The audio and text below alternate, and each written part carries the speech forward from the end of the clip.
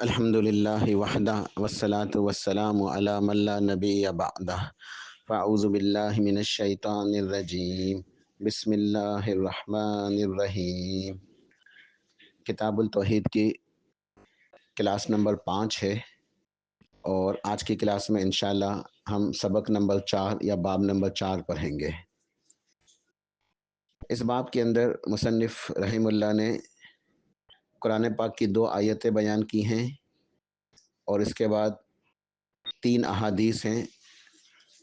तो 2 आयतें और 3 अहादीस इस बाब के नुसूस के अंदर शामिल हैं और बाब का उन्वान है शिर्क से डरने का बयान। शिर्क से डरने का बयान। सबसे पहले शिर्क को समझते हैं और इसके बाद इस बात को कि शिर्क से क्यों डरना चाहिए। शिर्क कहते हैं हिस्सेदार, साजी, शरीक, पार्टनर। जैसे कारोबारी पार्टनर होते हैं तो कारोबारी शिराकत होती है, तो मिल के काम करना या हिस्सेदार होना, पार्टनरशिप होना, शरीक होना, यह शिर्क है। ठीक है, तो ये दुनियावी मामलात के अंदर है। जैसे एक कंपनी होती है तो कंपनी का मतलब ये होता है एक से ज़्यादा लोग जो मिल के काम करते हैं कंपनी के अंदर, या कंपनी के हिस्सेदार या शरीक। इसी तरह बीवी को भी शरीक हयात कहते हैं, लाइफ पार्टनर, हम सफ़र। यानी शादी के बाद बीवी जो है वो शोहर की शरीक हो जाती है, उसकी ज़िंदगी में शामिल हो जाती है। तो कहते हैं शरीक हयात, ज़िंदगी में शामिल, हम सफ़र, लाइफ पार्टनर। तो ये शिर्क जो है ये दुनियावी हिसाब से मैंने समझाया। बाकी शरीयत के इस्तिलाह में शिर्क की तारीफ़ क्या है, शिर्क किसे कहते हैं, तो शरीयत की इस्तिलाह के अंदर शिर्क कहते हैं अल्लाह ताला की ज़ात में या अल्लाह सुब्हानहू व तआला की सिफ़ात में या अल्लाह रब्बुल आलमीन की इबादत में किसी को हिस्सा देना, साजी बनाना, पार्टनर बनाना, शरीक मुकर्रर करना, ये शिर्क कहलाता है। अल्लाह ताला की ज़ात में या अल्लाह ताला की सिफ़ात में या अल्लाह ताला की इबादत में किसी को हिस्सा दे देना, शरीक बना लेना, साजी पार्टनर बना लेना, ये शिर्क है।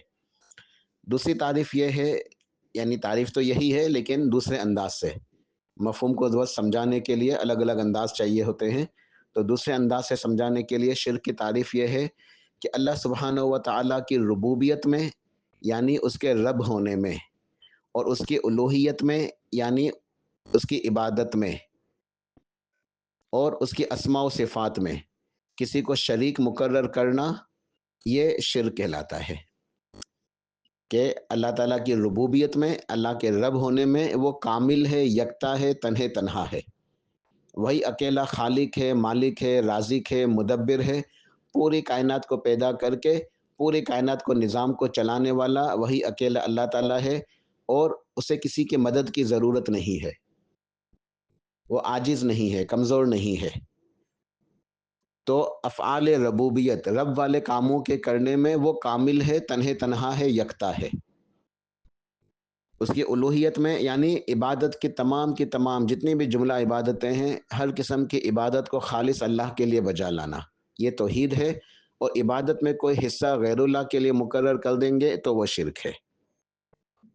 किसी भी किस्म की इबादत हो, चाहे वो जिस्मानी इबादत है, नमाज वगैरह, रोज़ा वगैरह, चाहे वो माली इबादत है, ज़कात, सदका, खैरात वगैरह, या वो जिस्म ज़बान की इबादत है, ज़बानी इबादत जैसे अल्लाह का ज़िक्र, दुआ, कुरान पाक की तिलावत, इस्तिग़फ़ार, दुरूद शरीफ वगैरह, या कल्बी इबादत है जैसे खौफ, तवक्कुल, उम्मीद, अल्लाह की मोहब्बत, अल्लाह की असमत, अल्लाह का डर।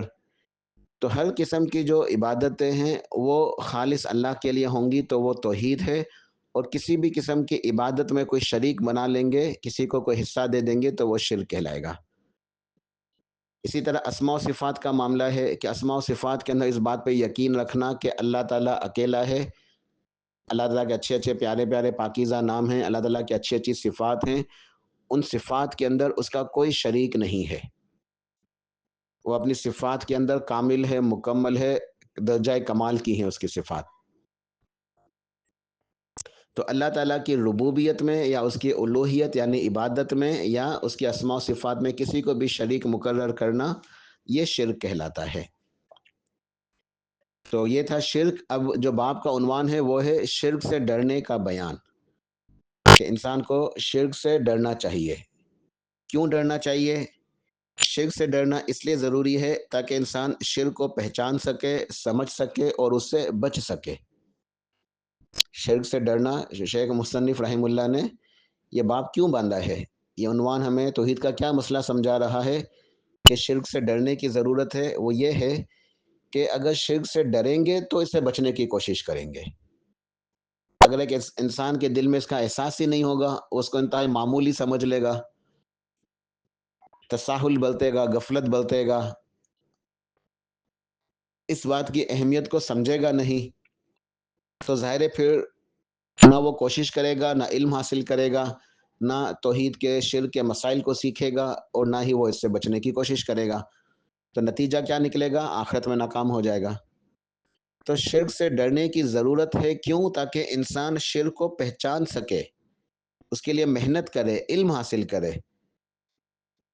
جب وہ کسی چیز کی اہمیت اس کے دل میں ہوگی، اسے پتا ہے کیا یہ ڈرنا ہے، یہ خطرناک ہے، نقصان دہ چیز ہے، تو انسان پھر اس کا علم حاصل کرے گا کہ مجھے پتا تو چلے کہ شرک کیا ہے۔ کہیں ایسا نہ ہو کہ انجانے کے اندر، لا علمی کے اندر میں شرک کے اندر مبتلا ہو جاؤں۔ تو انسان جب ڈرے گا نا تو پھر وہ علم حاصل کرے گا، شرک کو پہچانے گا، شرک کو سمجھے گا، توحید کی معرفت حاصل کرے گا، پھر وہ شرک کے مسائل کو سیکھے گا۔ سیکھنے کی ضرورت ہے، اللہ کی توحید کو سیکھنے کی ضرورت ہے۔ جب توحید سیکھے گا، شرک کو پہچانے گا، تو پھر وہ شرک سے بچے گا۔ تو شرک سے ڈرنے کا بیان کہ شرک سے ڈرنا ضروری ہے، کیوں؟ تاکہ انسان شرک سے بچ سکے، انسان شرک سے بچ سکے۔ تو شرک جو ہے وہ ناقابل معافی جرم ہے۔ اللہ تعالیٰ کے ہاں شرک ناقابل معافی جرم ہے۔ اگر بندہ توبہ نہیں کرتا اور بغیر توبہ کے، بغیر اپنی اصلاح کے دنیا سے رخصت ہو جاتا ہے، شرک کی حالت میں مرتا ہے، پھر شرک ناقابل معافی جرم ہے۔ ہاں، اگر دنیا کے اندر مرنے سے پہلے وہ توبہ کر لے، اور سچی توبہ، خالص توبہ اپنی اصلاح کے ساتھ، کہ رجوع کر لے، اللہ کی توحید کی طرف لوٹ آئے سچی توبہ کر کے، پھر تو اس کے سارے گناہ معاف۔ توبہ کرنے سے ہر قسم کے گناہ معاف ہو جاتے ہیں، شرک کا گناہ بھی معاف ہو جاتا ہے۔ شرک، کفر، نفاق، ہر طرح کے جتنے بھی کبیرہ سے کبیرہ گناہ ہیں، سب معاف ہو جاتے ہیں سچی توبہ کرنے سے اور اپنی اصلاح کرنے سے۔ لیکن اگر کوئی شخص توبہ نہیں کرتا، رجوع نہیں کرتا، اور بغیر توبہ کے شرک کرتے ہوئے شرک کی حالت میں مرتا ہے، تو وہ ناقابل معافی جرم ہے۔ شرک ناقابل معافی ہے۔ تو شرک ناقابل معافی کیوں ہے؟ وجہ کیا ہے؟ یہ سب سے بڑا جرم کیوں کہلاتا ہے؟ اکبر الکبائر، شرک کو کہا جاتا ہے اکبر الکبائر اور ظلم عظیم، ان الشرک لظلم عظیم، سب سے بھاری گناہ ہے شرک۔ کیوں؟ وجہ کیا ہے آخر؟ وجہ یہ ہے کہ شرک کمزوری کی علامت ہے، شرک کمزوری کی علامت ہے، اور اللہ سبحانہ و تعالی کے لیے کمزوری عیب ہے، نقص ہے۔ اللہ رب العالمین، اللہ رب العزت ہر کمزوری سے، ہر قسم کی کمزوری سے، عیب سے، نقص سے پاک ہے، لہٰذا اللہ رب العزت شرک سے بھی پاک ہے۔ شریک کون مقرر کرتا ہے؟ دیکھا، اگر دنیاوی مثال سے سمجھنا چاہیں نا مسئلہ، تو بہت آسان بات ہے۔ ایک کاروباری مثال لے لیں کہ کاروبار کے اندر شریک ہوتے ہیں، پارٹنرشپ ہوتی ہے، کمپنی، جیسے عربی کے اندر میں نے کہا کہ کمپنی کو شرکتن، شرکہ کہا جاتا ہے۔ تو کمپنی کے اندر ایک سے زیادہ پارٹنر ہوتے ہیں، تو کوئی شخص پارٹنر کیوں بناتا ہے؟ اس لیے کہ اس کے اندر کمزوری ہے، وہ زیادہ کام کرنا چاہتا ہے، بڑا کام کرنا چاہتا ہے، لیکن وہ کر نہیں پا رہا، اس کے پاس سرمایہ کی کمی ہے، اس کے پاس کنٹرول کرنے کی جو طاقت ہے، صلاحیت ہے، اس کی کمی ہے، صحیح وقت پہ صحیح فیصلے کرنے کی کمی ہے، مینجمنٹ کی کمی ہے، لیبر فورس کی کمی ہے، بہرحال بہت سارے عوامل ہوتے ہیں، بہت سارے فیکٹرز ہوتے ہیں جس کی بنا پہ لوگوں کو شریک بنایا جاتا ہے۔ ایسے لوگ ڈھونڈے جاتے ہیں جو مل کے کام کر سکیں، پیسہ لگا سکیں، اور کنٹرول کے اندر، مینجمنٹ کے اندر، سنبھالنے کے اندر کاروبار کو، وہ اپنا بھی حصہ لگائیں، اپنی بھی صلاحیتیں استعمال کریں، تو مل جل کے کام کریں تاکہ کمپنی ترقی کرے، پھر منافع بھی تقسیم ہوتا ہے۔ ظاہر ہے ایک شخص کاروبار کے اندر پیسے لگاتا ہے، محنت کرتا ہے، تو اس کو پھر منافع بھی چاہیے ہوگا نا۔ تو شریک کون مقرر کرتا ہے؟ جو کمزور ہوتا ہے، اکیلے سنبھال نہیں سکتا، کنٹرول نہیں کر سکتا، طاقت کم ہے، سرمایہ کم ہے، پیسے کم ہے، خزانے کم ہیں، تو پارٹنر ڈھونڈتا ہے۔ تو اللہ تعالیٰ تو کسی بھی قسم کی کمزوری سے پاک ہے، تو اس کے لیے کیوں شریک جانا یعنی کہ شرک کا عقیدہ رکھا جائے؟ اس لیے شرک ناقابل معافی جرم ہے۔ اسی طرح ایک اور دنیاوی مثال لے لیں کہ ایک مرد کو بیوی کی ضرورت ہے، ایک عورت کو شوہر کی ضرورت ہے، تو میاں بیوی دونوں ایک دوسرے کی ضرورت ہیں۔ کیوں؟ ان کے اندر کمزوری ہے نا، سہارا چاہیے، اچھی زندگی گزارنے کے لیے کوئی ہمسفر چاہیے، دکھ سکھ ساتھ شیئر کرنے کے لیے دکھ سکھ کا ساتھی چاہیے، ایک دوسرے کے معاملات کو جو ہے نا وہ شیئر کرنے کے لیے۔ تو یہ شیئر ہی تو شرک ہے نا، شیئر حصہ اسی سے تو نکلا ہے نا۔ تو میاں بیوی کے اندر شیئرنگ ہوتی ہے، دونوں ایک دوسرے کی زندگی میں شیئرنگ ہے، شامل ہیں، شریک حیات ہیں۔ تو دونوں کو ایک دوسرے کا سہارا چاہیے، ایک دوسرے کی مدد چاہیے، ایک دوسرے سے سکون حاصل کرتے ہیں۔ تو میاں بیوی کا رشتہ بہت خوبصورت رشتہ ہے۔ تو اس رشتے کے اندر کیا ہے؟ پارٹنرشپ، دونوں مل جاتے ہیں، دونوں کی زندگی ایک ہی ہو جاتی ہے۔ تو میاں بیوی کو بعد میں پھر اولاد چاہیے شادی کے بعد، تو یہ بھی کمزوری کی علامت ہے نا، اولاد کی طلب، کہ اولاد ہوگی تو خوشیاں آئیں گی۔ اولاد کا بچپنا ماں باپ کے لیے بہت خوشیوں بھرا ہوتا ہے، پھر جب اولاد جوان ہوتی ہے، ماں باپ بڑھاپے کی حالت میں آ جاتے ہیں، اب ماں باپ کو ضرورت ہے اولاد کی، اب وہ بے سہارا ہیں، ان کو سہارا چاہیے اولاد کا۔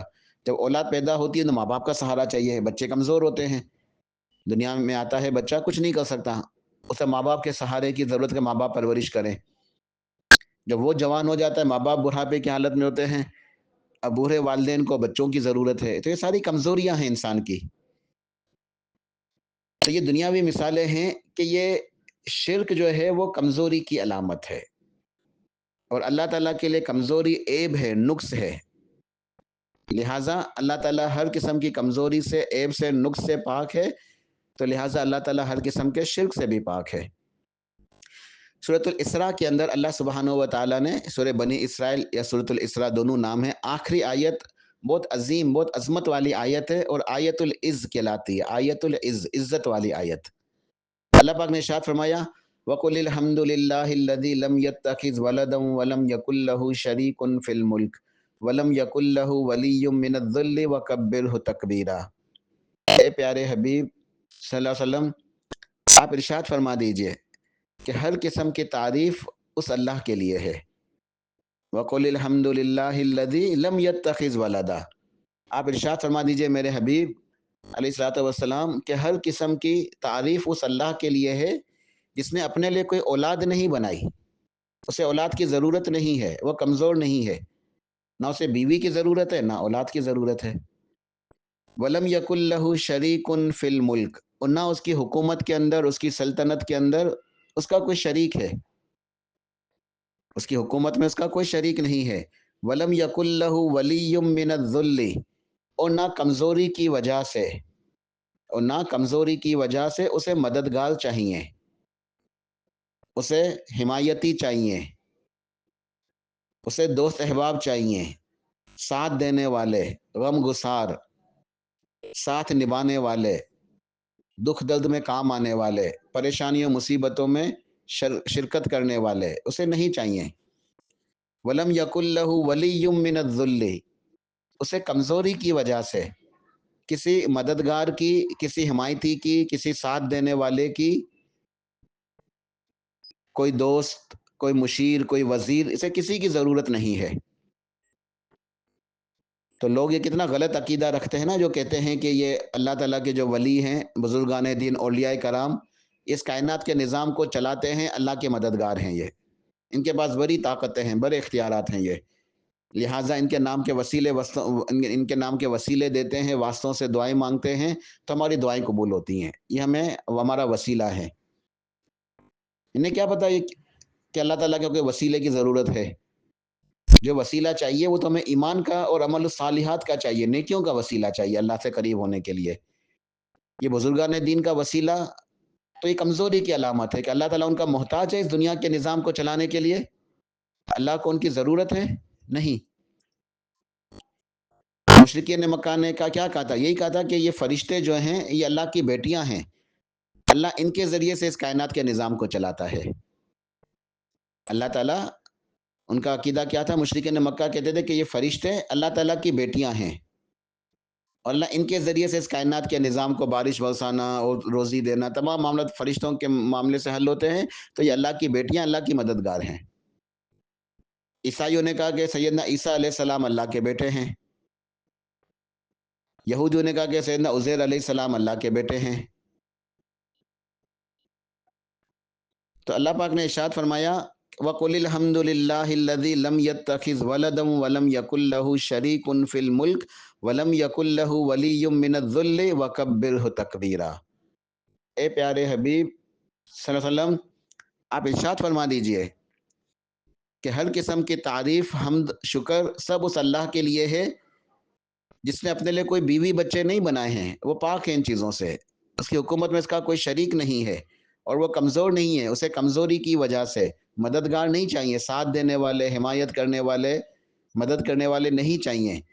وَكَبِّرْهُ تَكْبِيرًا، اسی رب کبریا جل و علا کی کبریائی کو بیان کیجئے۔ اللہ اکبر، اللہ اکبر کبیرہ، وہ اللہ سب سے بڑا ہے، وہ کسی کا محتاج نہیں ہے۔ تو شرک سے ڈرنے کا بیان یہ موضوع ہے اور اس کا مفہوم یہ ہے کہ انسان کو شرک سے ڈرنا چاہیے تاکہ انسان شرک کو پہچانے اور اس سے بچ سکے۔ تو جو موحدین ہوتے ہیں، توحید پرست، اللہ کی عبادت کرنے والے، ایمان والے، وہ توحید کے تقاضے پورے کرتے ہیں، یعنی اپنی توحید کو مکمل کرتے ہیں، اپنے ایمان کی تکمیل کرتے ہیں، ایمان کے نیکی کے اعلیٰ درجات کو پہنچنے کی کوشش کرتے رہتے ہیں، جد و جہد کرتے رہتے ہیں، اور ساتھ ساتھ وہ شرک سے بھی ڈرتے رہتے ہیں، شرک سے بھی بچتے رہتے ہیں۔ اپنی توحید کی تکمیل کرتے ہیں، ایمان کو کوشش کرتے ہیں کہ اوپر سے اوپر درجے پہ لے جائیں، درجہ احسان تک لے جائیں، اچھے مسلمان، اچھے مومن بنیں، نیکی کے اعلیٰ درجے کو حاصل کریں۔ تو توحید کے تقاضوں کو پورا کرتے ہیں، ساتھ ساتھ وہ شرک سے بھی ڈرتے رہتے ہیں، اور جو انسان شرک سے ڈرتا ہے وہی اس کے معنی مفہوم کو پہچاننے کی کوشش کرتا ہے، اس کی اقسام کو، اس کے مسائل کو سیکھتا ہے تاکہ ہر ممکن طور پہ وہ شرک سے بچ سکے۔ لہٰذا وہ چھوٹے بڑے ہر قسم کے شرک سے بچنے کی کوشش کرتا ہے۔ تو شرک، چاہے شرک اکبر ہو یا شرک اصغر ہو، شرک خفی ہو، شرک جلی ہو، تمام کے تمام اقسام کے شرک سے بچنا ہے، اس سے دور بھاگنا ہے، اپنے آپ کو بچانا ہے، کیونکہ شرک سب سے بڑا باری گناہ ہے، ظلم عظیم ہے، اکبر الکبائر ہے۔ جب اللہ سبحانہ و تعالی ہی تمام مخلوقات کا خالق ہے، مالک ہے، رازق ہے، سب کچھ عطا کرنے والا ہے، وہی داتا ہے، وہی دینے والا ہے، ہر قسم کے انعامات سے نوازنے والا، ہر قسم کی مشکلات کو حل کرنے والا وہی اللہ ہے، تو پھر انسان کا دل اس سے اعراض کر کے غیروں کی طرف کیوں متوجہ ہو؟ انسان کی توجہ غیروں کی طرف کیوں ہو پھر؟ لہٰذا ہمیں چاہیے کہ ہم شرک کو پہچانیں اور شرک سے بچیں۔ تو یہ باب ہے شرک سے ڈرنے کا بیان۔ اس کے اندر شیخ نے قرآن پاک کی دو آیتیں جو نا دو مقامات سے لکھی ہیں، سورہ ابراہیم اور سورۃ النساء۔ سب سے پہلے سورۃ النساء کی آیت ہے، آیت نمبر 48، ان اللہ لا یغفر ان یشرک بہ ویغفر ما دون ذلک لمن یشاء، کہ بے شک اللہ تعالیٰ اس گناہ کو ہرگز نہیں بخشے گا کہ کسی کو اس کا شریک ٹھہرایا جائے، اس کے علاوہ دوسرے جس گناہ کو اللہ تعالیٰ چاہے تو اپنی مشیت سے معاف فرما سکتا ہے۔ اب یہاں سمجھنے کی ضرورت ہے، اس کا مطلب یہ نہیں کہ بس انسان شرک سے بچے اور سارے گناہ دوسرے کرتا رہے کہ اللہ تعالیٰ تو معاف کر دے گا، نہیں، ایسا معاملہ نہیں ہے۔ یہاں معاملہ اللہ کی مشیت کے اوپر ہے، یا اللہ سبحانہ و تعالیٰ کا ایک اصول، اس کے دین کا ایک اصول، اللہ کے قانون کو جو ہے نا بیان کرنا ہے، جو اٹل حقیقت ہے۔ وہ اٹل حقیقت، اللہ کا قانون، اس کا دین، اس کی شریعت کیا ہے کہ اگر کوئی انسان اس دنیا کے اندر شرک کرتا ہوا مرتا ہے، توبہ نہیں کرتا، استغفار نہیں کرتا، اپنی اصلاح نہیں کرتا، شرک کی حالت میں مرتا ہے، اس کے گناہ معاف نہیں ہوں گے۔ باقی جو انسان گنہگار ہے لیکن اس نے شرک نہیں کیا تو اللہ تعالیٰ اس کے دیگر جتنے گناہ ہیں، شرک کا گناہ نہیں کیا اس نے، توحید والا ہے، توحید موجود ہے اس کے پاس، تو اس کے جو گناہ ہیں اب وہ اللہ تعالیٰ کی مشیت کے اوپر معاملہ موقوف ہے۔ اگر وہ رب رحمان ارحم الراحمین چاہے اپنی رحمت سے ویسے معاف فرما دے،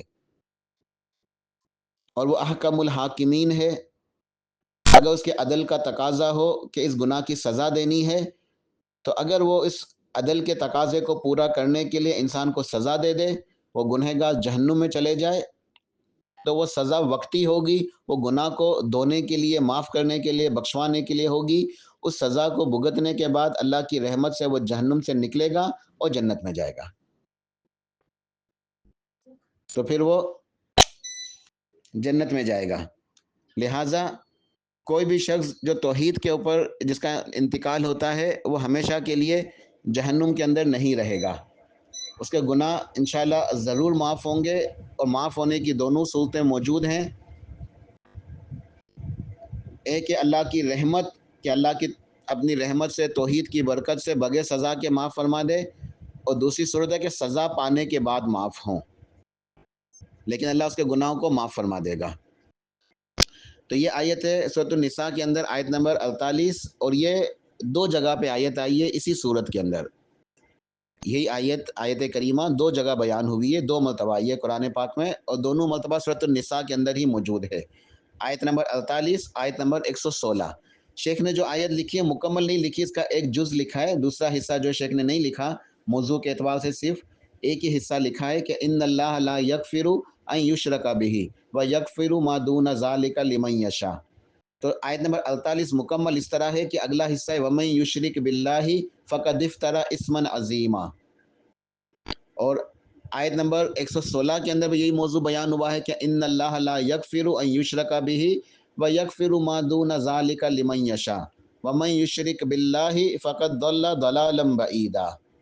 تو یہ دو مقامات پہ ایک آیت آئی ہے، آیت نمبر 48 اور 116۔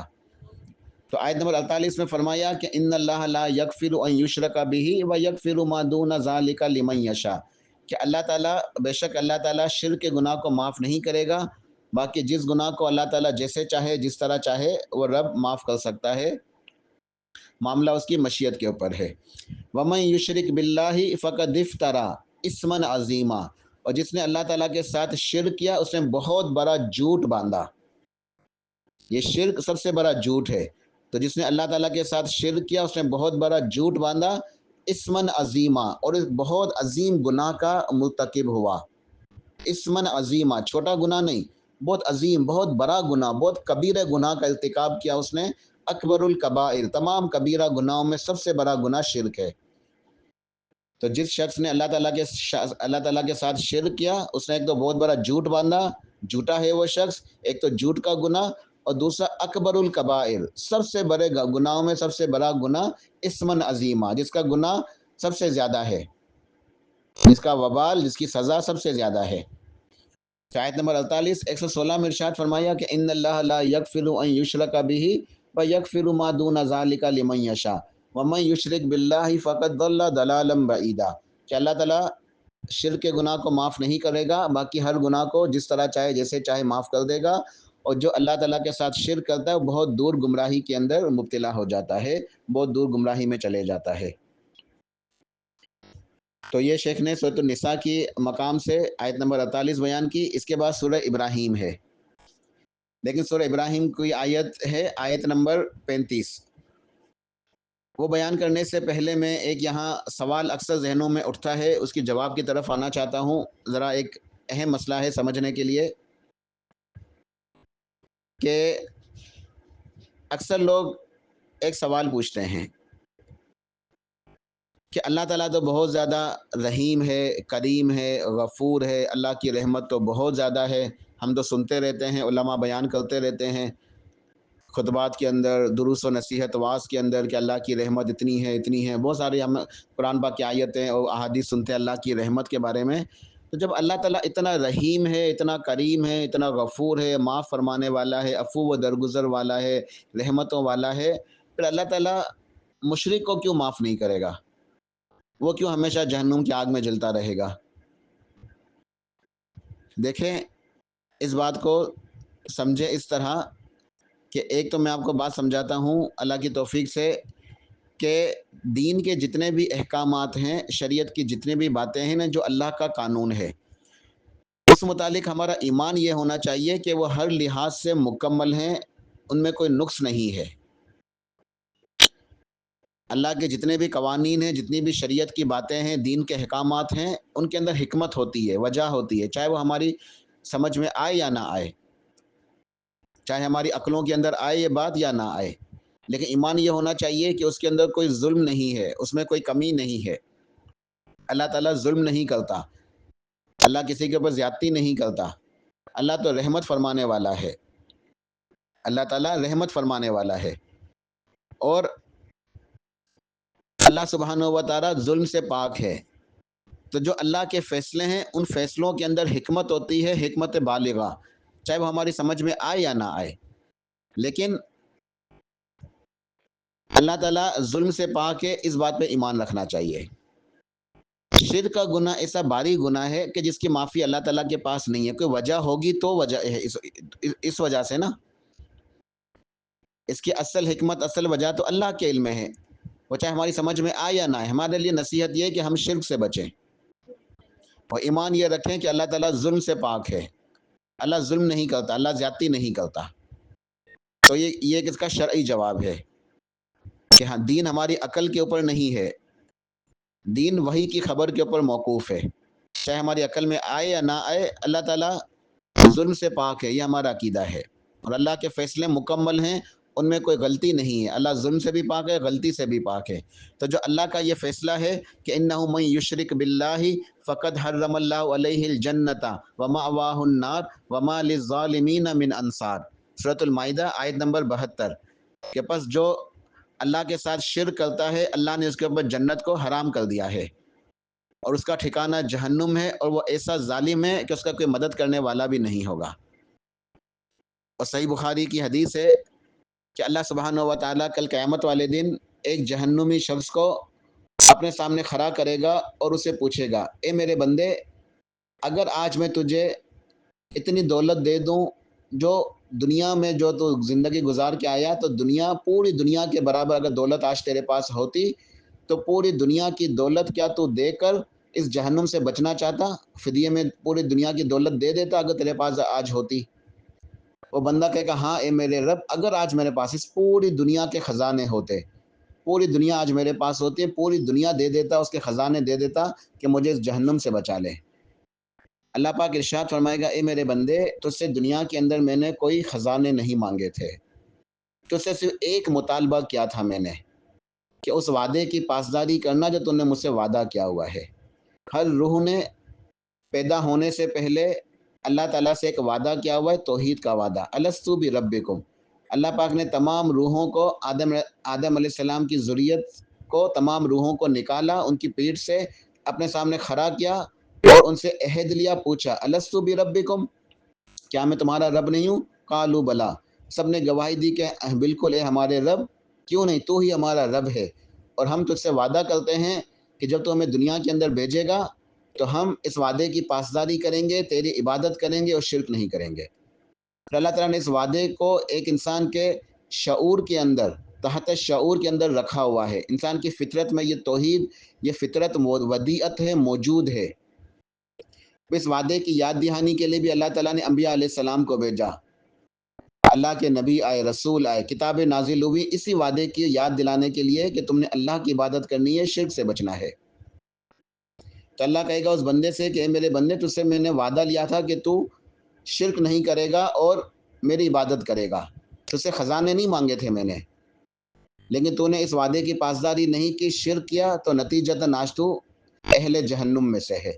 تو اللہ تعالیٰ ظلم نہیں کرتا، اللہ تعالیٰ ظلم نہیں کرتا، اللہ تعالیٰ تو رحم کرنے والا ہے، معاف کرنے والا ہے، ماؤں سے کہیں گنا زیادہ اللہ کی رحمت ہے۔ بعض لوگ کہتے ہیں نا کہ اللہ تعالیٰ 70 ماؤں سے زیادہ پیار کرتا ہے، یہ کسی حدیث کے الفاظ نہیں ہیں، اور 70 ماہ کے جو الفاظ کے جو تعین ہے نا، اس کو تحدید کر دیا ہم نے تو یہ بہت اللہ کی رحمت کو سمیٹ دیا ہم نے. یہ بات صحیح نہیں ہے کہ اللہ 70 ماؤں سے زیادہ پیار کرنے والا ہے. اللہ تعالیٰ تو دنیا کے اندر جتنی بھی مائیں ہیں ٹوٹل، صرف انسانوں کی نہیں، تمام کی تمام مخلوقات کی تمام ماؤں کا پیار، ان کی محبت، ان کی ممتا ایک جگہ اکٹھی کی جائے، دنیا کے تمام ماؤں کی محبتیں، صرف انسانوں کی نہیں، تمام مخلوقات کی ماؤں کی محبتیں، ان کی ممتا، ان کی شفقت، ان کی نرمی، ان کا پیار اکٹھا کیا جائے، اللہ کی رحمت کا برابر ہو ہی نہیں سکتے، تصور ہی نہیں ہے، اتنی اللہ کی رحمت ہے. صحیح بخاری کی حدیث یاد آئی مجھے، سب سنی ہوگی سب لوگوں نے، ہمیں اکثر سنتے ہیں کہ ایک جنگ کے دوران ایک لونڈی تھی نا، قیدی عورت آئی تھی، اس کا بچہ کھو گیا تھا، کتنی بے چین تھی، بے قرار تھی، اپنے بچے کو ڈھونڈ رہی تھی قیدیوں کے درمیان، لوگوں کے درمیان، بے قراری کے ساتھ، بے سکونی کے ساتھ، بے چینی کے ساتھ. اور جیسے ہی بچہ ملتا ہے فوراً سینے سے لگاتی ہے، پیار کرتی ہے، دودھ پلاتی ہے. اللہ کے نبی علیہ السلام صحابہ کرام کی توجہ اس طرف مبذول کرتے ہیں، فرماتے ہیں اے میرے صحابہ ذرا بتاؤ کیا یہ عورت اپنے بچے کو آگ میں ڈال سکتی ہے؟ صحابہ کرام کہتے ہیں کہ یا رسول اللہ صلی اللہ علیہ وسلم اگر یہ عورت ڈالنا چاہے تو بھی اس کے اندر اتنی ہمت، اتنی طاقت نہیں ہے کہ اپنے بچے کو آگ میں ڈال سکے، اتنا اپنے بچے سے پیار کرتی ہے. تو ایک ماں اپنے بچے کو آگ میں نہیں ڈال سکتی. تبھی اللہ تعالیٰ تو دنیا کی تمام ماؤں سے زیادہ، یعنی کہ ہم یہ تو اللہ کی رحمت کو کم کر دینا، اللہ کی رحمت تو سوچ ہی نہیں سکتے نا کتنی زیادہ وسیع ہے. تمام ماؤں کی محبت ایک جگہ اکٹھی ہو کے بھی اللہ کی محبت کا، اس کی رحمت کا مقابلہ نہیں کر سکتی. تو اللہ کیوں اپنے بندوں کو جہنم میں ڈالے گا؟ اللہ ظلم نہیں کرتا، اللہ زیادتی نہیں کرتا، اللہ ظلم سے پاک ہے. یہ ہمارا عقیدہ ہے. اللہ کے فیصلوں میں غلطی نہیں ہے. وہ بندے اس لائق ہوں گے تو ہی، کوئی وجہ ہوگی تو ہی اللہ کا یہ فیصلہ ہے نا، اللہ کے قانون، اللہ کا ایک اٹل قانون ہے یہ. اب کچھ دنیاوی مثالیں دیتا ہوں تاکہ بات جو ہے نا، یہ تو شرعی میں نے جوابات دیے تھے، اب دنیاوی کچھ مثالیں بات کو سمجھانے کے لیے. دیکھیں ایک چھوٹا بچہ جب پیدا ہوتا ہے تو وہ کتنا زیادہ کمزور ہوتا ہے، بے بس ہوتا ہے، اسے کچھ بھی نہیں آتا. اسے صرف ماں کے پیٹ سے رونا سیکھ کے آتا ہے کہ وہ روتا ہے. اس کے رونے سے اس کے ماں باپ اس کی ہر ضرورت کو پورا کرتے ہیں. بچے کی ہر ضرورت پوری ہوتی ہے بس اس کے رونے سے. وہ روتا ہے، ماں باپ متوجہ ہو جاتے ہیں، اس کی ضرورت کو پورا کرتے ہیں. اب یہ بچہ تھوڑا بڑا ہو جائے، چلنے پھرنے لگے، کھیلنے باغنے لگے، اب اگر اسے کپڑوں کی ضرورت ہو، مثال کے طور پر سمجھ لیں عید آ رہی ہے اور اسے کپڑے چاہیے، اب وہ اپنے باپ سے نہ کہے بلکہ پڑوس میں کسی سے کہے، پڑوسی سے کہ ذرا عید ہے، مجھے کپڑوں کی ضرورت ہے، ذرا والد صاحب سے کہہ کہ مجھے کپڑے دلا دیں. تو اس کے باپ کو کتنا غصہ آئے گا کہ میرا بچہ ہے، میرے ساتھ رہتا ہے، میرے جگر کا ٹکڑا ہے، ساری اس کی ضرورتیں میں پوری کرتا ہوں، سارے اس کے کام میں کرتا ہوں، اسے اگر کچھ چاہیے تو مجھ سے مانگتا نا، پڑوسی سے کیوں مانگ رہا ہے؟ پڑوسی کو کیوں بول رہا ہے کہ ذرا میرے والد صاحب کو بولو؟ ڈائریکٹ کیوں نہیں مانگ رہا؟ پڑوسی کا وسیلہ بیچ میں کیوں لا رہا ہے؟ باپ کو غصہ آئے گا نا، فطری طور پر. یہ ایک نیچرل چیز ہے کہ اس والد کو بچے کے اوپر غصہ آئے گا اور اس کی پٹائی بھی ہو جائے گی. کیوں؟ تمہیں جو چاہیے تو مجھ سے مانگو، ڈائریکٹ مانگو، میرے ساتھ تم رہتے ہو، میرے گھر میں میرے بیٹے ہو، میری اولاد ہو، اور تم پڑوسی کو، غیر کو کہتے ہو کہ جو نا اس کے جو نا میرے باپ کو ذرا کہو کہ مجھے یہ چیز دلا دیں. مثال سمجھ میں آ رہی ہے؟ اس کو ایکسٹینڈ کرتے ہیں اس مثال کو. ایک شوہر ہے، اپنے بیوی کا بہت خیال رکھتا ہے، اس سے محبت کرتا ہے، اس کی ضروریات کو پورا کرتا ہے. اگر اس کی بیوی، اسے کسی چیز کی ضرورت ہے، ایک عید آ گئی، سوٹ چاہیے، عید کے کپڑے چاہیے، شوہر سے بولنے کے بجائے پڑوسی کو بولے کہ ذرا میرے شوہر سے بولنے کہ مجھے کپڑے دلا دیں، شوہر کیا کرے گا؟ کتنا اسے غصہ آئے گا. یہ اس کی غیرت ہے نا. اگر وہ غیرت والا ہوگا، غیرت مند ہوگا تو شاید دونوں کو قتل کر دے. تو وہ کیوں قتل کر رہا ہے؟ اس کی بیوی نے کیا کیا؟ اتنا کہا نا پڑوسی سے کہ میرے شوہر سے ذرا جو ہے نا سفارش کر دو. پڑوسی کا وسیلہ لگا دیا بس. تو اس وسیلے کے لگانے سے شوہر غیرت میں آ کے جو ہے نا بیوی کو بھی مارے گا، پڑوسی کو بھی مارے گا. تو اللہ سبحانہ و تعالی، اس کی غیرت کا یہ تقاضا ہے کہ اللہ کی مخلوق ہے، مانگتے دوسروں سے ہیں، وسیلے واسطے ادھر ادھر جھکتے ہیں، اللہ کی جو ہے نا توحید کا تقاضا ہے، اللہ کو غیرت آتی ہے، یہ توحید اللہ کی غیرت کا معاملہ ہے۔ ایک اور مثال دینا چاہتا ہوں، مثال تھوڑی عجیب سی ہے لیکن مسئلہ بہت زیادہ اہم ہے۔ اگر یہ مسئلہ آج دنیا کے اندر سمجھ میں آ جائے نا تو سب سے بڑی سعادت ہے، سب سے بڑی کامیابی ہے، اگر اللہ کی توحید سمجھ میں آ جائے۔ صرف توحید کو سمجھانے کے لیے ایک بہت ہی عجیب و غریب مثال دینا چاہتا ہوں، بہت ہی عجیب مثال ہے۔ آپ لوگ کہیں گے کہ یہ کیسی بات کر رہے ہیں، لیکن صرف اس مثال کو بھی غور و فکر کریں، تدبر تذکر ذرا سمجھیں، اس کے اندر سوچ وچار کریں۔ اگر اس مثال کے ذریعے سے بھی ہمیں اللہ کی توحید کی اہمیت وہ اجاگر ہو جائے، دلوں کے اندر اللہ کی توحید سمجھ میں آ جائے تو بہت بڑی کامیابی ہے۔ یہ مثال عجیب ہے لیکن اگر سمجھ میں آ جائے تو بہت بڑی بات ہے، بہت بڑی کامیابی ہے۔ یہ ایک ماں ہے، اپنے بچے سے کتنی محبت کرتی ہے۔ سمجھے کہ گھر کا کھلا صحن ہے اور ماں صحن کے اندر کھانا بنا رہی ہے، بچہ 2 سال کا ہے، نیا نیا سے چلنا شروع کیا ہے، چلتا ہے، بھاگتا ہے، کھیلتا ہے، گرتا ہے۔ ماں سبزیاں کاٹ رہی ہے، چولہا جل رہا ہے، ہانڈی چڑھی ہوئی ہے، بچہ کھیلتے کھیلتے بھاگتے بھاگتے بار بار چولہے کی طرف چلے جاتا ہے۔ وہ ماں بے قرار ہو جاتی ہے، فوراً اپنی جو چھری سے سبزیاں کاٹ رہی ہے فوراً رکھتی ہے، بھاگتی ہے، لپکتی ہے، بچے کو بچاتی ہے، کہیں بچہ چولہے کی طرف جا کے وہ اپنا کو نقصان نہ پہنچا دے، جل نہ جائے۔ پھر بچے کو دور کرتی ہے، پھر سبزیاں کاٹنا شروع کرتی ہے، پھر بچہ کھیلتے کھیلتے پھر بھاگتے بھاگتے پھر گرتا ہے، کبھی چلتا ہے، چولہے کے قریب ہو جاتا ہے۔ ماں پھر لپکتی ہے پیچھے سے، اس کو چولہے سے دور کرتی ہے۔ بار بار بچہ چولہے کی طرف جاتا ہے، بار بار ماں جو ہے کو چولہے سے دور کرتی ہے، کہیں میرا بچہ جل نہ جائے۔ کہ ماں کی ممتا ہے نا، شفقت ہے، ماں کا پیار ہے، وہ اپنا کام چھوڑ دیتی ہے، کھانا پکانا، سبزی کاٹنا، لیکن بچے کو بچانے کے لیے فوراً بھاگتی ہے، لپکتی ہے۔ اب اس منظر کو، بچہ اس وقت 2 سال کا ہے، اب اس کو جو ہے سمجھ لیں کہ 18 سال گزر گئے، اب بچہ ہو گیا ہے 20 سال کا جوان، 20 سال کا جوان بچہ ہے، ٹھیک ہے، اب جوان لڑکا ہو گیا ہے۔ یہی ماں ہے، یہی بچہ ہے، اب جوان ہے، 20 سال کا لڑکا ہے، ماں سبزی کاٹ رہی ہے۔ بات ذرا عجیب سی ہے لیکن دھیان سے سنیے گا، ایک پیغام ہے اس کے اندر سمجھنے کے لیے، ایک نقطہ ہے۔ اب یہ 20 سال کا نوجوان لڑکا، اس کے اوپر شیطان حاوی ہو جائے، شیطان غالب آ جائے، دنیا میں کچھ بھی ہو سکتا ہے نا، دنیا کے اندر کچھ بھی ممکن ہے، تو اس کے اوپر شیطان اگر غالب آ جاتا ہے، شیطان حاوی ہو جاتا ہے، اس کے نفس کے اوپر شیطان کا غلبہ ہو گیا، ابھی اپنے قابو میں نہیں ہے، شیطان کے قابو میں ہے، یہ اپنی ماں کی عزت کے اوپر مجرمانہ حملہ کر دیتا ہے۔ ماں سبزی کاٹ رہی ہے، یہ ماں کے اوپر آ جاتا ہے۔ اب یہ ماں جو سگی ماں ہے، بیٹا سگا بیٹا ہے، 18 سال پہلے یہی ماں سبزیاں کاٹ رہی تھی، بچہ جا رہا تھا چولہے کی طرف، بار بار لپکتی اس کو بچاتی تھی۔ اب یہی ماں ہے، اب بچہ جوان ہے اور اس کے اوپر اگر مجرمانہ حملہ کرتا ہے، سگا بیٹا ہے، یہ ماں اپنی عزت کو بچانے کے لیے جو چھری کاٹ رہی ہے، جو اس کے ہاتھ میں چھری ہے، وہی چھری جو ہے اس کے سینے میں گونب دے گی، اسے دھکا دے گی چولہے کی طرف، بچے کے سینے کے اندر چھری چلی جائے گی، وہ چولہے کی طرف گرے گا، مرے گا۔ ایک ماں نے اپنے ہی لڑکے کو، اپنے ہی سگے بیٹے کو قتل کر دیا۔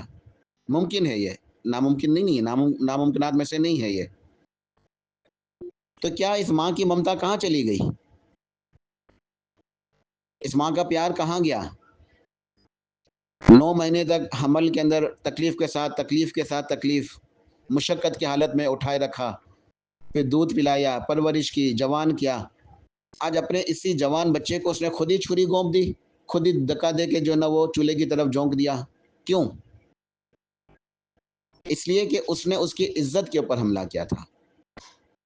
یہ بہنیں اس مسئلے کو زیادہ بہتر طور پہ سمجھ سکتی ہیں مردوں کے مقابلے میں۔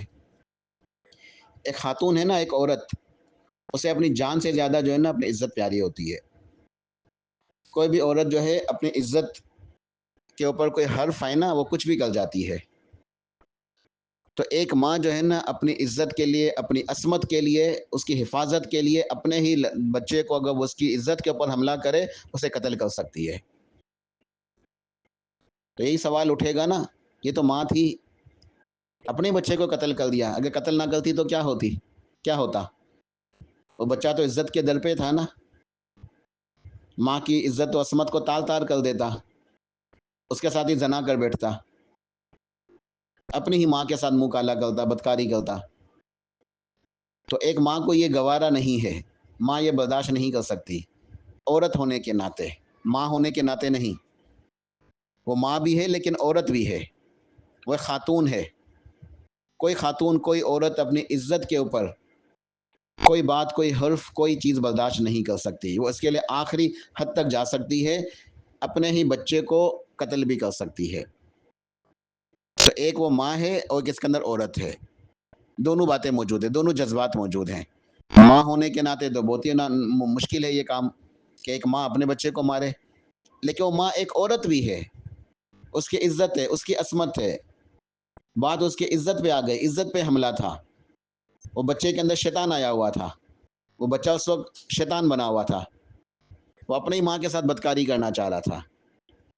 تو وہ عورت اس وقت اپنی عزت کو بچائے گی اور اپنے ہی بچے کو قتل بھی کر دے گی. امید ہے بات سمجھ میں آئی ہوگی کہ مثال ذرا عجیب سی ہے، لیکن اگر اس مثال کے اوپر غور و فکر کریں، سوچ بچار کریں کہ یہ توحید اللہ کی غیرت کا معاملہ ہے، تو اللہ تعالیٰ کا یہ اٹل فیصلہ ہے کہ میں ہر گناہ کو معاف کر دوں گا، مگر میں شرک کے گناہ کو معاف نہیں کروں گا. اس کے بعد شیخ نے یہاں سورہ ابراہیم کی آیت نمبر 35 نقل کی ہے. سیدنا ابراہیم علیہ السلام نے اللہ تعالیٰ سے دعا مانگی تھی کہ وَجْنُبْنِي وَبَنِيَّ أَن نَعْبُدَ الْأَصْنَامَ، کہ اے میرے رب مجھے اور میری اولاد کو بتوں کی عبادت سے بچا لینا، یعنی ہمیں شرک سے بچا لینا. حضرت آدم علیہ السلام کی یہ دعا ہے کہ اے ہمارے رب مجھے اور میری اولاد کو شرک سے بچا لینا. سیدنا ابراہیم علیہ السلام نے اللہ کے دین کے لیے بہت قربانیاں دی ہیں، اور اللہ سبحانہ و تعالیٰ نے انہیں بار بار آزمایا. ہر آزمائش کے اندر پورے اترے، اللہ کی توحید کو مکمل کیا، اس کے تقاضوں کو پورا کیا. اللہ تعالیٰ نے انہیں عظیم انعامات سے بھی نوازا. اور سیدنا ابراہیم علیہ السلام نے اللہ تعالیٰ سے بہت ساری دعائیں مانگی، وہ دعائیں اللہ تعالیٰ کے پاس مقبول تھیں. ابراہیم علیہ السلام کا ایک مقام مرتبہ ہے، خلیل اللہ ہے. اللہ کی توحید کے لیے کیا کچھ نہیں کیا انہوں نے، تو اللہ تعالیٰ نے ان کی دعاؤں کو قبول فرمایا ہے.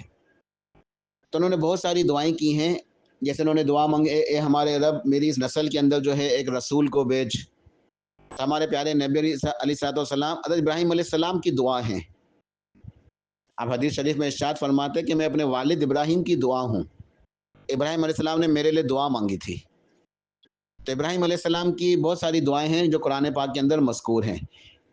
ایک دعا تو شیخ نے یہاں نقل کی ہے وَجْنُبْنِي وَبَنِيَّ أَن نَعْبُدَ الْأَصْنَامَ، اے میرے رب مجھے اور میری اولاد کو بتوں کی عبادت سے بچا لینا. تو ایک بہت اہم ترین یہ دعا ہے. دوسری ان کی ایک اور اہم دعا ہے، وہ ہے رب جعلنی مقیم الصلاۃ ومن ذریتی، اے میرے رب مجھے اور میری اولاد کو نماز کا پابند بنانا. بہت اہم علمی نقطہ ہے، ذرا دھیان دیجیے گا.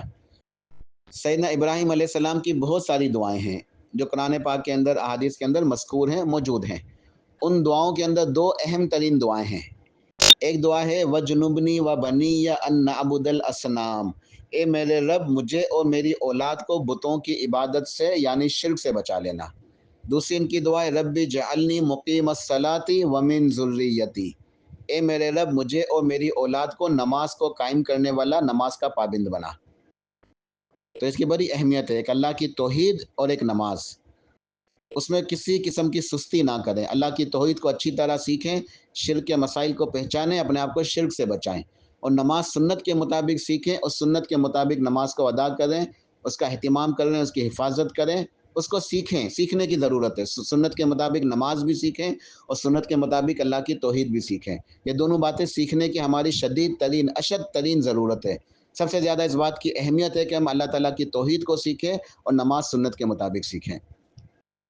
بہرحال اپنے موضوع کی طرف آتے ہیں کہ شیخ نے یہ آیت نقل کی ہے سورہ ابراہیم آیت نمبر 35 وَجْنُبْنِي وَبَنِيَّ أَن نَعْبُدَ الْأَصْنَامَ، اے میرے رب مجھے اور میری اولاد کو بتوں کی عبادت سے بچا لینا، یعنی اس کا مفہوم یہ ہے کہ شرک سے بچا لینا. تو اللہ کے خلیل سیدنا ابراہیم علیہ السلام نے شرک سے بچنے کے لیے دعا مانگی کہ اللہ مجھے بھی شرک سے بچا اور میری اولاد کو بھی بچا.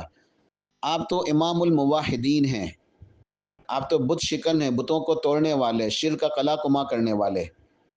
کیا آپ کو بھی اپنے بارے میں یہ خوف تھا سیدنا ابراہیم علیہ السلام کو کہ وہ بھی ان سے بھی شرک نہ ہو جائے جو یہ دعا مانگ رہے تھے؟ ہاں، شرک سے ہر کسی کو ڈرنے کی ضرورت ہے۔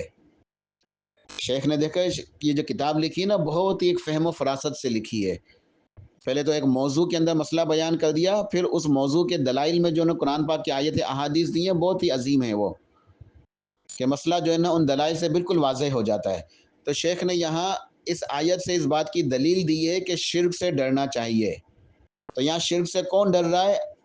امام الموحدین، اللہ کے خلیل ہیں، بت شکن، بتوں کو توڑنے والے، توحید پرستوں کے امام ہیں سیدنا ابراہیم علیہ الصلاۃ والسلام۔ وہ اپنے بارے میں ڈر رہے ہیں، اپنی اولاد کے بارے میں ڈر رہے ہیں کہ کہیں مجھ سے یا میری اولاد سے کہیں شرک نہ ہو جائے، اس لیے اللہ سے مانگ دیں اللہ ہمیں شرک سے بچا لے، اے اللہ ہمیں شرک سے بچا لے۔ تو یہاں جو لفظ استعمال ہوا ہے بتوں کے لیے وہ ہے اسنام۔ اسنام جمع ہے، اس کی واحد ہے، اس کا واحد ہے صنم، صاد نون اور میم صنم۔ صنم کہتے ہیں بت کو، بت صنم، اسنام اس کی جمع ہے۔ تو اے اللہ مجھے اور میری اولاد کو بتوں کی عبادت سے یعنی شرک سے بچا۔ صنم کے لیے ایک اور لفظ استعمال ہوتا ہے جسے کہتے ہیں وثن، واو سا اور نون، یہ دونوں مترادف ہیں، معنی مفہوم ایک ہی ہے، وثن یا صنم، اس کا مطلب ہے بت، ٹھیک ہے۔ تو اللہ کے سوا جس جس کی عبادت کی جاتی ہے، پوجا کی جاتی ہے، اس کی تصویر ہو، اس کا مجسمہ ہو، کسی بھی شکل میں ہو، اس کی تصویر، اس کے مجسمے کو صنم کہتے ہیں۔ اور وثن جو ہے اہل علم لکھتے ہیں کہ وہ تصویر بھی ہو سکتی ہے، مجسمہ بھی ہو سکتا ہے، اور کوئی اور ایسی چیز جس کو اس کا مد مقابل لے آیا جائے اور اللہ کے مقابلے میں عبادت ہو رہی ہو، عبادت کا وہ ایک ذریعہ بن چکا ہو، تو وہ وثن ہے۔ جیسے قبر، قبر کو وثن بھی کہتے ہیں، تو وثن کہتے ہیں صنم کو، وثن اور صنم یعنی بت۔ تو یہاں ایک مسئلہ ہے سمجھنے کے لیے کہ جس قبر کی عبادت کی جاتی ہے، جس قبر کو یعنی عام لفظوں میں، آسان لفظوں میں جس قبر کو درگاہ بنا دیا جاتا ہے، قبر تو کچی ہوتی ہے نا، سب کی ہوتی ہے، نیک لوگوں کی بھی ہوتی ہے اور انبیاء علیہ السلام کی بھی ہوتی ہے، سب کی قبریں ہوتی ہیں، بروں کی بھی ہوتی ہیں، مسلمانوں کی بھی، کافروں کی، سب کی قبر ہوتی ہے۔ لیکن جس قبر کے اوپر عبادت کے مراسم بجائے لا جا رہے ہوں، جہاں چادریں چڑھائی جا رہی ہیں، نظر نیازیں ہو رہی ہیں، اس کا طواف ہو رہا ہے، اس کے آگے جھکا جا رہا ہے، ہاتھوں کو اٹھا کے دعائیں مانگی جا رہی ہیں، سر جھکائے جا رہے ہیں، رکوع میں، سجود میں، وہاں نظر نیازیں ہو رہی ہیں، بکرے ذبح ہو رہے ہیں، وہاں دیگیں پک رہی ہیں، وہاں جو ہے نا وہ لوگ تیل دے رہے ہیں، نذرانے دے رہے ہیں، چادریں چڑھا رہے ہیں، کسی بھی قسم کی عبادت کے مراسم وہاں ادا کیے جا رہے ہیں، تو وہ قبر جو ہے وثن کی صورت اختیار کر گئی، اسے وثن کہتے ہیں۔ جو قبر آسان لفظوں میں مزار بن جاتی ہے، درگاہ بن جاتی ہے، وہ وثن ہوتی ہے۔ ہم بات کے کافی ابواب کے بعد ایک باب آئے گا جس میں اللہ کے نبی علیہ الصلوۃ والسلام کی ایک دعا آئے گی انشاءاللہ، بہت سارے چیپٹرز کے بعد، جس میں آپ نے دعا مانگی تھی، اے اللہ میری قبر کو وثن نہ بننے دینا کہ جس کی عبادت شروع ہو جائے۔ اس حدیث سے بھی ثابت ہے کہ جو قبر کی عبادت ہو جاتی ہے نا جہاں پہ، وہ وثن ہوتی ہے۔ تو صنم اور وثن یہ دونوں مترادف ہیں، ایک ہی مفہوم ہے، اس کا مطلب ہے بت، چاہے وہ تصویر کی شکل میں ہو، چاہے مجسمہ ہو، مورتی ہو یا قبر ہو، وہ سب بت ہے۔ کوئی تصویر بنا کے پوجا کرتا ہے، کوئی مورتی بنا کے، کوئی مجسمہ بنا کے، اور کوئی اس طرح یعنی کہ بٹھا کے، اور کوئی لٹا کے قبر بنا کے، اس کو درگاہ بنا کے، مزار بنا کے۔ تو کہتے ہیں نا کہ کوئی جو نا بٹھا کے پوج رہا ہے، کوئی لٹا کے پوج رہا ہے۔ جو بٹھا کے پوج رہے ہیں وہ بت پرستی کر رہے ہیں، جیسے ہندو وغیرہ ہیں، انہوں نے مجسمے بنا دیے، اپنے بھگوانوں کو بٹھایا ہوا ہے، خرابی کر دیتے ہیں، کھڑے ہوئے بھگوان بھی ہیں ان کے۔ اور آج ہمارے مسلمانوں کے اندر جو قبر پرستی کرتے ہیں، وہ بزرگان دین کو لٹا کے، ان کی قبر کو درگاہ بنا کے، وہ لٹا کے پوجتے ہیں۔ تو بہرحال جو بھی، چاہے تصویر ہے، مجسمہ ہے، مورتی ہے یا قبر ہے، جس کی عبادت ہوتی ہے وہ وثن یا صنم کہلاتی ہے، ٹھیک ہے۔ تو سیدنا ابراہیم علیہ السلام نے یہاں صنم کا لفظ استعمال کیا، قرآن کی آیت کے اندر اسنام جمع، اور وثن کا لفظ بھی قرآن و حدیث سے ثابت ہے، ٹھیک ہے۔ تو اے میرے رب مجھے اور میری اولاد کو بتوں کی عبادت سے یعنی شرک سے بچا لے۔ تو یہ دو قرآن پاک کی آیت شیخ نے بیان کی تھی، اس کے بعد احادیث ہیں۔ سب سے پہلی حدیث مسند احمد کی ہے، اور امام طبرانی نے بھی اس حدیث کو نقل کیا ہے، اللہ کے پیارے نبی علیہ الصلوۃ والسلام ارشاد فرماتے ہیں اخوف ما اخاف علیکم الشرک الاصغر فسئل عنہ فقال الریا۔ آپ نے فرمایا صحابہ کرام سے کہ مجھے تمہارے بارے میں سب سے زیادہ ڈر شرک اصغر کا لگتا ہے، یعنی اللہ کے نبی کو ڈر لگ رہا ہے کس چیز سے؟ صحابہ کرام کے بارے میں، اپنی امت کے بارے میں۔ آپ علیہ الصلوۃ والسلام جو رحمت للعالمین وسلم ہیں، آپ اپنی امت کے بارے میں اس اندیشے کے اندر مبتلا ہیں، خوف زدہ ہیں، آپ کو ڈر لگ رہا ہے کہ آپ کی امت کہیں شرک کے اندر مبتلا نہ ہو۔ تو آپ نے فرمایا کہ مجھے تمہارے بارے میں یعنی اپنی امت کے بارے میں سب سے زیادہ ڈر جس بات کا لگتا ہے وہ شرک اصغر ہے۔ تو شیخ نے یہ آیت یہاں دلیل کی طور پہ بیان کی ہے کہ شرک سے ڈرنے کی ضرورت ہے۔ سیدنا ابراہیم علیہ السلام بھی ڈر رہے تھے، اور محمد رسول اللہ صلی اللہ علیہ وسلم بھی سرتاج رسول ہیں، سرور کائنات ہیں، رحمت للعالمین صلی اللہ علیہ وسلم، آپ بھی اپنی امت کے بارے میں خوفزدہ ہیں، ڈر رہے ہیں کہ وہیں شرک کے اندر مبتلا نہ ہو جائے۔ تو شرک سے ڈرنا چاہیے، شیخ نے یہ دلیل یہاں بیان کی ہے۔ تو حدیث کے اندر آپ نے ارشاد فرمایا کہ مجھے تمہارے بارے میں سب سے زیادہ ڈر شرک اصغر کا ہے۔ پوچھا گیا کہ شرک اصغر کیا ہے، تو آپ نے فرمایا دکھلاوا کرنا، نیک اعمال کرنا لوگوں کو دکھلانے کے لیے، ریاکاری۔ تو یہ ریاکاری بھی شرک ہے، ریاکاری بھی شرک ہے۔ اس کی تفصیل بعد میں آئے گی، بعد کے چیپٹرز کے اندر پورا باب آئے گا ریاکاری کے بارے میں، تو وہاں اس کی تفصیل آ جائے گی انشاءاللہ۔ بہرحال تو یہاں ہمارا موضوع کیا ہے کہ شرک سے ڈرنے کا بیان۔ تو نبی علیہ الصلوۃ والسلام بھی اپنی امت کے بارے میں ڈر رہے ہیں شرک سے، تو آپ نے فرمایا کہ مجھے تمہارے بارے میں شرک اصغر کا زیادہ ڈر لگتا ہے۔ شرک اصغر کیا ہے؟ آپ نے فرمایا کہ وہ دکھلاوا ہے، نام و نمود، ریاکاری، کہ انسان نیک اعمال کرے، نیکیاں کرے اللہ کے لیے نہیں بلکہ لوگوں کو دکھانے کے لیے، دنیاوی لالچ کے لیے، شہرت کے لیے، نام و نمود کے لیے، مشہور ہونے کے لیے، لوگ تعریفیں کریں، تو یہ ریاکاری ہے، یہ دکھلاوا ہے، تو یہ بھی شرک ہے جس سے ہمیں ڈرنا چاہیے۔ اگلی حدیث صحیح بخاری کی ہے، نبی علیہ الصلوۃ والسلام ارشاد فرماتے ہیں کہ من مات وہو یدعو من دون اللہ ندن دخل النار، کہ جس آدمی کو اس حال میں موت آئے کہ وہ اللہ تعالیٰ کے ساتھ ساتھ دوسروں کو بھی پکارتا تھا، وہو یدعو، وہ پکارتا تھا، من دون اللہ ندن، اللہ کے جیسا، اللہ کے ساتھ ساتھ، یعنی اس کو بھی اللہ کی طرح سمجھتا تھا کہ کوئی اختیار ہے، کچھ کر سکتے ہیں، بڑی طاقت ہے، بڑی پہنچی ہوئی سرکار ہیں، بڑے ہمارے بابا، ہمارے پیر صاحب بڑے پہنچے ہوئے ہیں، وہ اولاد دلا دیں گے، شفا دلا دیں گے، نوکری دلا دیں گے، بندش ختم کر دیں گے، مسئلے حل ہو جائیں گے، بہت کچھ کر سکتے ہیں، ہمارے پہنچے ہوئے بابا ہیں۔ تو جو اللہ کے ساتھ دوسروں کو پکارتا تھا، اس کو اللہ کی طرح سمجھتا تھا، شرک کرتا تھا، دخل النار، وہ جہنم میں جائے گا۔ جو اس حال میں مرا، من ماتا وہو یدعو من دون اللہ ندن دخل النار، جس آدمی کو اس حال میں موت آئے گی کہ وہ اللہ تعالیٰ کے ساتھ دوسروں کو بھی شریک سمجھتا تھا، شریک ٹھہراتا تھا، اس کو پکارتا تھا، دعائیں کرتا تھا، وسیلے، واسطے، توسل، یہ سمجھتا تھا کہ بڑے کرنی والے ہیں، بڑی پہنچی ہوئی سرکار ہیں، اللہ سے دلا دیں گے بس، تو وہ جہنم میں جائے گا۔ اور صحیح مسلم کے اندر جو روایت ہے، یہ آخری حدیث ہے، صحیح مسلم کے اندر روایت نبی علیہ السلام ارشاد فرماتے ہیں من لقی اللہ لا یشرک بہ شیئا دخل الجنہ ومن لقیہ یشرک بہ شیئا دخل النار، کہ جو کوئی اس حال میں اللہ تعالیٰ سے ملے یعنی فوت ہوا کہ اس کے ساتھ کسی کو شریک نہ کرتا ہوگا تو وہ جنت میں جائے گا، اور جو اس حال میں اللہ تعالیٰ سے جا ملے یعنی فوت ہو کہ اس کے ساتھ کسی کو بھی شریک ٹھہراتا تھا تو وہ جہنم میں جائے گا۔ تمہارا لیے ہمارا چیپٹر مکمل ہوا الحمدللہ، اللہ پاک کی توفیق سے۔